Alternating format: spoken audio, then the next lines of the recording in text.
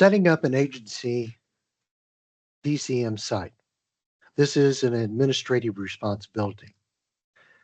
One of the keys to successfully using case management software is analyzing your agency's goals for providing services to your community and then recording and reporting data for those services. The virtual case manager will allow you to create custom programs and services, staff roles and staff, client profile fields, even custom forms that match your agency's goals. The VC administrator has access to tools needed to set up your agency. To begin setting up your agency, you'll log into the virtual case manager. And if you've been set up as an administrator, the admin tab will show, as you see over here, and you'll be able to go ahead and do administrative functions. So I'm going to go to, and so today, this video will deal with staff security roles and adding staff to your VCM agency.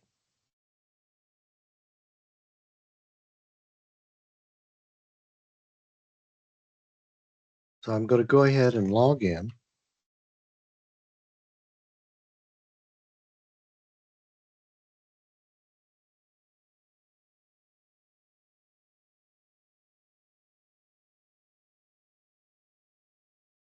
And when we open this up, you'll see that here we have different tabs at the top. The one that we're concerned with is the administration tab, which if you're an administrator, this will be here.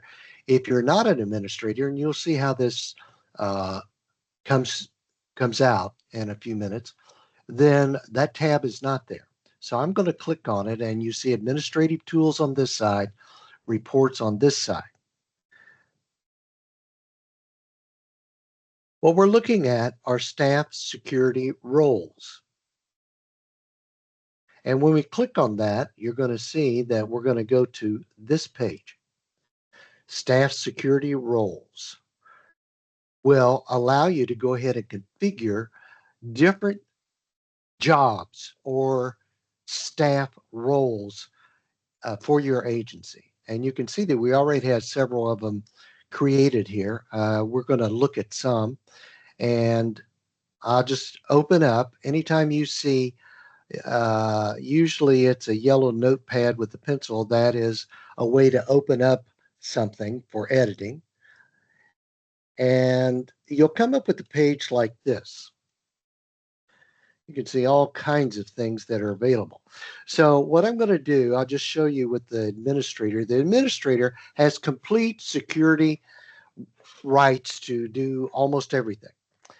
If this first button gets unchecked, access to administrative settings, and I'll show you in another staff role how that may come about, then this tab will not be on the page when that staff person that has that staff security role, when they log in. I'm going to leave it here.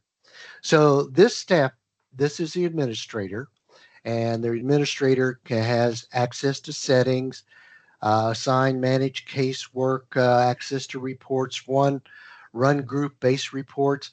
They can do all kinds of things with the client. They can create a new client. They can enroll new clients. They can edit clients. There's different menus you'll see as you get into using a client. The one thing that we do not do, although we have it available, is view and edit Social Security numbers. We do not want you putting in clients' Social Security numbers for security reasons. That's what hackers go for. If they know your birthday and your Social Security number, a hacker can get into private information. So we do not want anyone collecting Social Security numbers. There are some other different kinds of roles that may occur, going all the way down to, and you've seen this before if you've watched the first video on client details and section security system preferences, is this section visibility. Now, I am able to redefine the section visibility, in other words, what I can see when I open a client, for different roles. There are the default settings that was set up under system preferences, but I can redefine those for a specific role. And in this one, I want to be able to see most things, except I don't need to see time tracking, so I'm going to hide that. And when you're done, you should always make sure you save the group. Now, what I'm going to do, I'm going to go back to staff security roles, and I'm going to contrast that administrator roles with, say, a data intake person that may be in our system. Now, you notice none of these have been checked. The data intake role, job, really doesn't need to get in and change the system around at all. So if someone has this as their uh, staff role and log in, they will not see this tab right here. But what they can do is see employment history if they cannot, because we don't have it, but they can enroll a new client. They can edit client details. They can look for clients. There are menu attachments on a client, and really none of the rest of these things apply. Now you'll notice down here that I'm going to change this to show recent service history. When a client is opened up, you can see what's recently have been done. And I'm going to save this grouping. Okay. So this page is a reference page that you can look at. These are different roles that we've set up. Staff security roles allow you to create specific jobs or security roles for your agency. And what you're going to be in the process of doing when you get into that is giving permissions to do different program functions. This next slide will explain how we give permissions, which we've done. And this again is a reference page that you can use to see different parts of this. First, you want to put a name here at the top. These are administrative roles. And again, this says that if you don't have this top one checked, then you will not have the tab at the top of the page for the administration, their admin. And as we go on down through here, again, section visibility. Next, we're going to look at adding a staff person. This allows you to administer the user or staff accounts for the VCM website. There's a couple parts here. It'll look like this. One, you can see a list of all active staff here. And then we can configure an actual staff person down here. And there may be inactive staff. An inactive staff can happen two ways. One, if you have a staff person that has not logged in for 120 days, the system automatically makes them inactive. In other words, they cannot log in. Even if they have the username and password, they can't log in. That happens in a lot of agencies because a staff person worked for them but no longer works for them, volunteers or whatever they do. And so they were not made inactive, but the system realizes they're not there anymore, so there's no use of keeping them continually active. So it automatically sets them to inactive. But you can see that if you click on this little button when you go to look for a client or add a new client.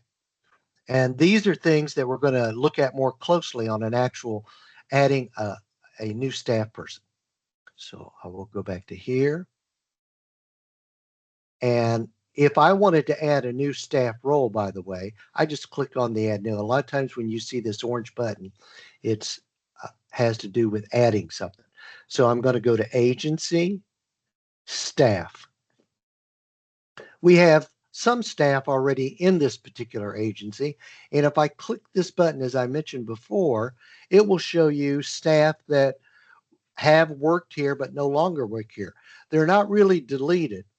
And the reason we don't delete them is because their name may be on an earlier report where you've provided services and you have reports that show who was the staff person that provided that service and so on.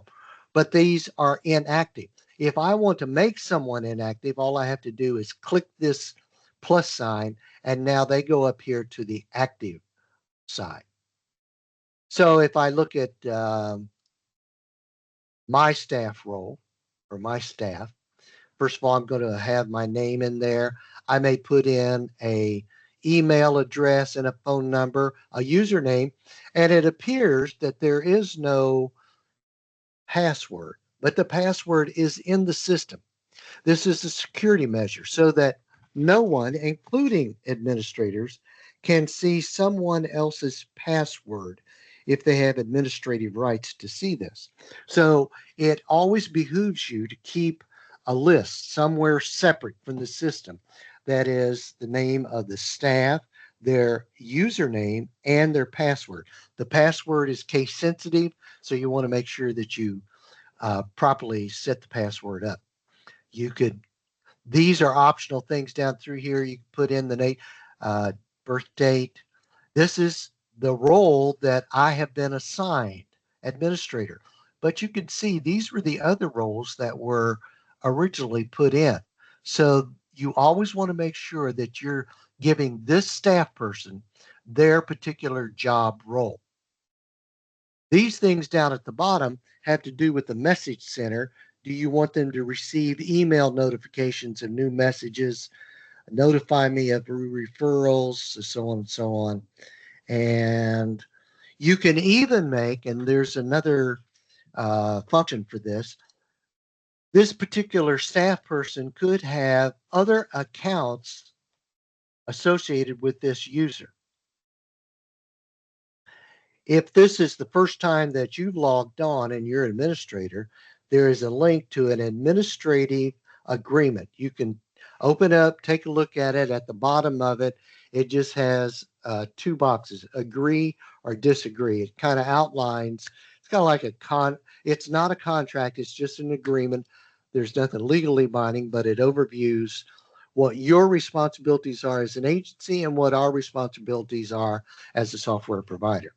Then over on this side, again, is section visibility. So even though that I'm an administrator, I may not necessarily be involved in certain aspects when I open a client up, so I could hide those like this. I would not see the financial overview. This quick provider packages has to do with another lesson. It's called Quick Provide, and there are videos that show that. So again, make sure you save and continue. So what we're going to do is we're going to add a new staff person real quickly. So I'm going to, all right, I'm going to go to here.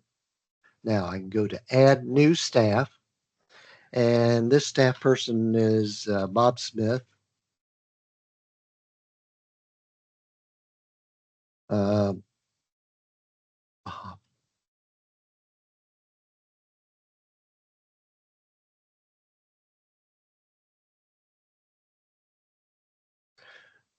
that's their email address. I'm making this up. And a phone number. And a username is. Now I'm going to do something on their password to show you. Number one, I need to write this out somewhere. And I tend to write them out in a notepad or possibly in Word and then copy and paste it in here. I'm just going to make up one. It's all in this case, it's BS 2024. And you'll see what happens when I go to save this. And this person is going to just be for data intake. So I set that. I might make the comments. This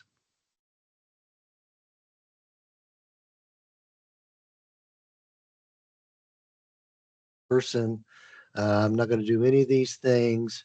Over here, I don't want to see financial information for this particular staff person or employments. I do want them to see some notes and so on.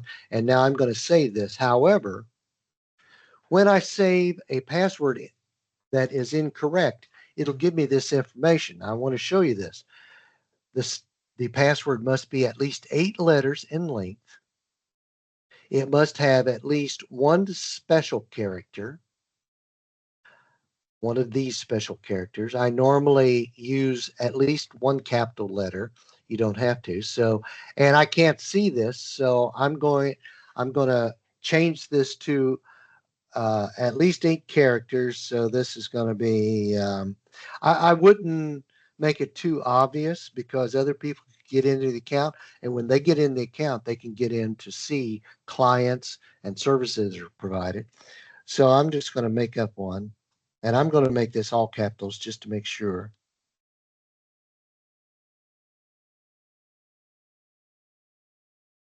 Now that's at least 8 letters. Let's see what happens. I'm going to save and continue. Username is already used. Okay, so I'll put Bob Smith 1 because I had saved it previously. It didn't like the way that I put that information in. And it probably was the password. And even though I can't see it,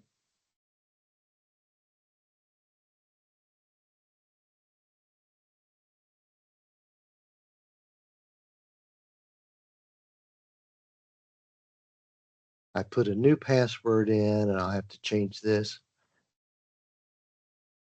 and save and continue. All right.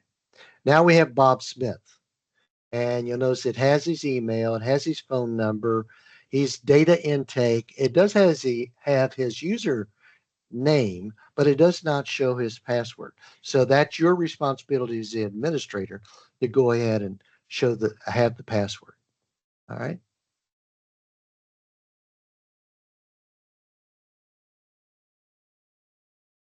So you can refer to this page to make sure that you have the appropriate information in there. Again, be sure to copy the username and password for the staff person. Make sure that you choose the proper staff security role and then save everything. I'd like to thank you for looking in on this lesson. These are some support. If you need additional support, here's a phone number and an email that you can contact us, and we'll be showing other videos that you need to set up your agency. Thank you.